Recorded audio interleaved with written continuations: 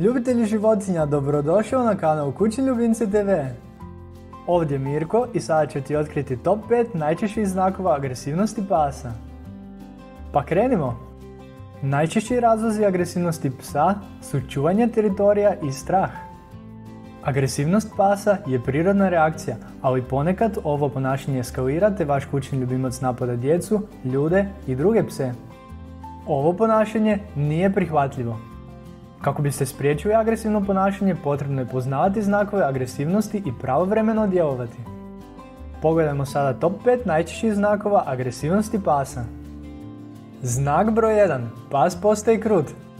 Drugi znak, pas proizvodi zvuk koji je zastrašujući te reži na neprijatelja.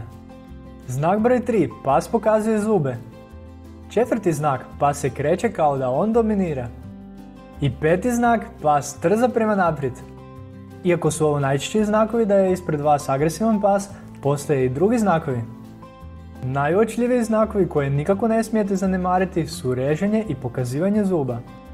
Nakon ovih znakova slijedi ugriz koji je bolan i može imati ozbiljne posljedice.